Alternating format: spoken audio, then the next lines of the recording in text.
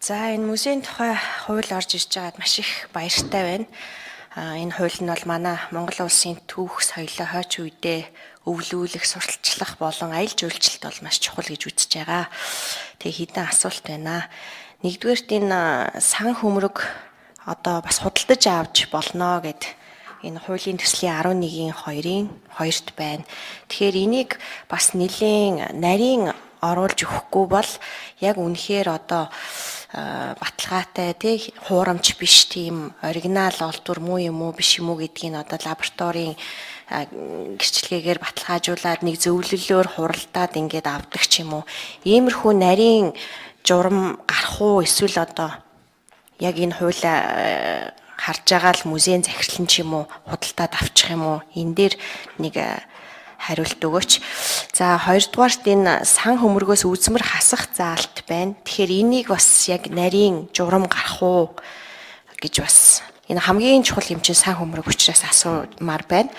За энэ улсын төлбөр тогтоох захирлын төлбөрийн тогтооно гэсэн байна. Тэгэхээр энэ төлбөр тогтоох аргачлал нь ер нь яг одоо яаж явдгийм бэ? Энэ музейн төлбөрүүд те зүгээр харж байгаа л 5,000 10,000 гिचдэг юм уу эсвэл одоо бас зардал мардлаа тооцдог юм уу энийг асуумаар байна. За хуулийн 17-гийн 2-т музейн үйл ажиллагаанд олон нийтийн зөвлөл хяналт тавьж болно гэсэн байна. Энэ олон нийтийн зөвлөл гэдэг нь яг ямар зөвлөлийг гэж энд оруулсан юм бэ гэсэн асуулт. За дөрөвт нь одоо энэ соёлын өвд хэрвээ ажилтнаа ч юм уу ямар нэгэн хохирол учруулад эвдэлж гимтээдэг ч юм уу алга болгох юм бол одоо энэ ямар журмаар хариуцлага тооцох юм бэ? Ямар хуулиар хариуцлага тооцох юм бэ гэдэг асуулт байна. За мөн музейн боловсон хүчний асуудал бол нэлээд хэцүү байд юм байлээ. Музей дэглэдэг хүн одоо хаана бэлддгийг, үзмрийн засч янзалдаг, сэргээдэг ийм хүмүүсийг хаана бэлддгийг, энэ дээр ямар анхаарал соёлын амнаас тавьж байгаа юм бэ?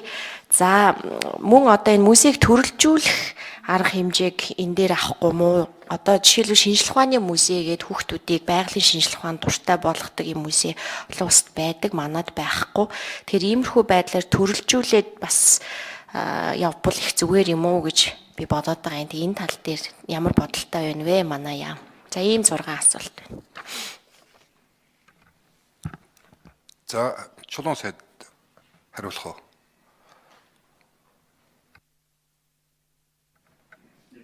Нэгдүгээр микрофон. За баярлалаа. Ундрам гүшиний асуултанд хариулъя. Нэгдүгээр асуулт бол сан хөмрөгийг одоо бүрдүүлэхэд худалдаж авах энэ одоо ямар зохицуултаар явагдах юм бэ гэж байна. Энэ тухайн музейнууд дээр тийм тусгай зөвлөл байдаг, мэргэжлийн зөвлөл. Тэ, тус нь. Ер нь бол өөр одоо хэл гайл дээр хураагдсан юм уу бусад одоо энэ гарал үүсэл нь тодорхойгүй энэ зүйлсүүдийг бол авахыг бас хориглодог. Тий. Үнэхээр одоо зайлшгүй шаардлагатай бол тухайн салбарын яамн дээр тийм мэргэжлийн зөвлөл бас байж ажиллаж ирдэг. Тий. Энэ дээр бас нэлээд анхааралтай ажиллаж хяналт тавьж ирсэн л дээ. Ерөнхийдөө музейнуудад хуурамч зүйл авсан зүйл бол одоо болтол мэрэгдэхгүй байна. Энд чинь дараа нь бас шалгаж үздэг юмнууд байна. Хоёрт нь бол үзмэр хасах журам гэж байгаа. Энэ нь бол соёлын өвийг хамгаалах тухай хуулийн дотор тав тодорхой заасан байгаа. Төрийн болон орон нутгийн тухай, өмчийн тухай хууль зэрэгт. За төлбөр тогтоох асуудал бол тухайн музейн захирлууд тогтоодог ийм явдал байгаа.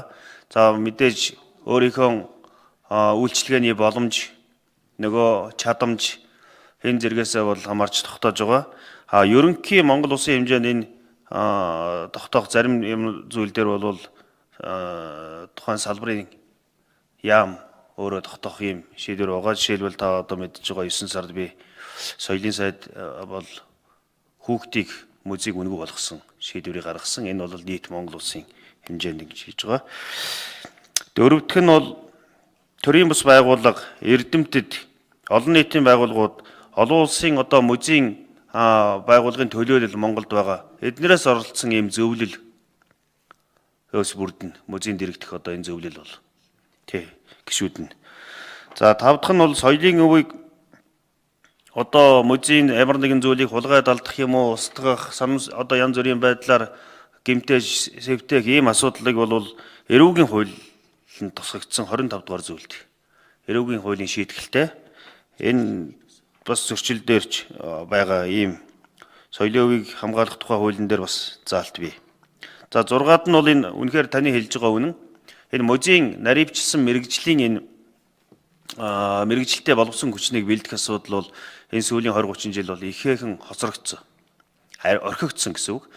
Зүгээр өөр салбарын хүмүүс нь музейтэй төслөг байдлаар одоо мэрэгжил эзэмшсэн тийм ээ. Түүх ч юм уу, угсаатны зүй ч юм уу. Энэ хүмүүс л ингэж мэрэгшиж явж байгаа болохоос өнөөдөр энэ яг тулгарч байгаа. Чингис хааны музей байгуулах гээд мэрэгжлийн үзүүлэг дэгэлт хийхэд музей мэрэгжлийн одоо ажилтан тун цөөх. Дээрээс нь одоо яг фонд хариуцсан тийм мэрэгжилтэн цөөхөн. Музейн барилгын инженер байхгүй шахуу. Ингээр Монголд сэргээн засварлагчийн асуудал байна. Тэгэхээр сэргээн засварлагчийн асуудлыг боловсрол шинжилгээ ухааны яамн дээр бүр тусгайлаж нэн шаардлагатай мэрэгжил гэдгийг жагсаалтанд оруулж өгсөн. Өнөөдрийг хүртэл Монгол улсад барилгын сэргээн засваралт хийх тийм нарийн мэрэгжлийн залуучууд байхгүй. Тий. Жишээ энийг хаана бэлтгэв гэхээр магадгүй Вьетнамд. За өөр бусад эдлүүд нь одоо хаана уран зургийг хаана Польшд гэдэг юм уу ийм тусгай ийм төрөлцсөн газруудаас бэлддэг ийм нарийн цаасан эдлийг Японд ч гэдэг юм уу ийм байгаа. Энэ асуудал дээр манай яам онцгойлон анхаарч ер нь музей сэргээн засварлагчийн асуудлыг тавьж байгаа. Ингээд соёлын хувийн үндэсний төв нэлээд өргөжөөд одоо шинэ байрандаа ороод энэ ажиллагаа эхлэхэд бид нэг салбар нь соёлын хувийн сэргээн засварлагчийг бэлтгэх ийм чиглэл дээр ажиллаж байгаа. За төрөлжүүлэх Болсон уу? Хариулт. За. Дутуу байна гэж шүү.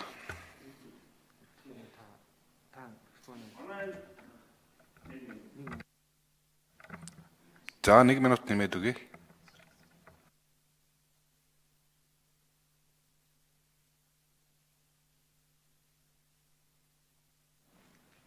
Ер нь бол таны хэлж байгаа үнэхээр энэ үнэн музейн олон төрөл чиглэлээр нь музейг хөгжүүлэх ёстой.